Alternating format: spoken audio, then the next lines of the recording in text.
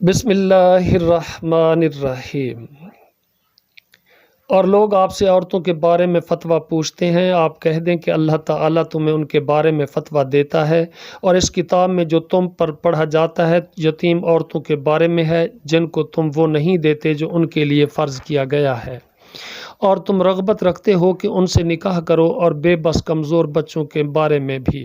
اور یہ کہ تم یتیموں کے بارے میں انصاف پر قائم رہو، اور جو بھی تم بھلائی کرو گے تو بلا شبہ اللہ تعالی ہمیشہ سے اس کو خوب جاننے والا ہے۔ اور اگر کوئی عورت اپنے شوہر سے کسی قسم کی زیادتی یا بے رخی کا خوف رکھے تو ان دونوں پر کوئی گناہ نہیں ہے کہ دونوں آپس میں کسی طرح کی صلح کر لیں، اور صلح بہرحال بہتر ہے، اور ہر نفس میں حرص حاضر رکھی گئی ہے۔ اور اگر تم نیکی کرو اور تقوی اختیار کرو تو یقیناً اللہ تعالیٰ اس سے جو تم عمل کرتے ہو ہمیشہ سے پورا باخبر ہے۔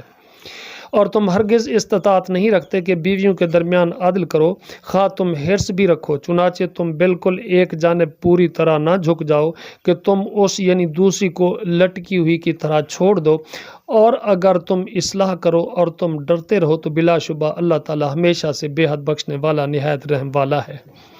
اور اگر وہ دونوں جدا ہو جائیں تو ہر ایک کو اللہ تعالیٰ اپنی وسعت سے غنی کر دے گا، اور اللہ تعالیٰ ہمیشہ ہی سے بڑی وسعت والا کمال حکمت والا ہے۔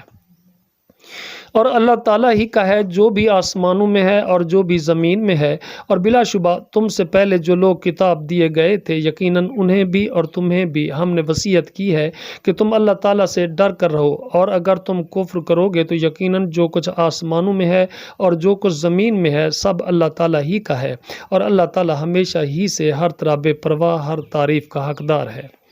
اور اللہ تعالیٰ ہی کا ہے جو کچھ آسمانوں میں ہے اور جو بھی زمین میں ہے، اور اللہ تعالیٰ ہی وکیل کافی ہے۔ اگر وہ چاہے تو تمہیں لے جائے اے لوگو، اور دوسروں کو لے آئے، اور اللہ تعالیٰ اس پر ہمیشہ سے پوری طرح قدرت رکھنے والا ہے۔ جو دنیا کے بدلے کا ارادہ رکھتا ہے تو اللہ تعالیٰ کے پاس دنیا اور آخرت کا بدلہ ہے، اور اللہ تعالیٰ ہمیشہ سے سب کو سننے والا سب کو دیکھنے والا ہے۔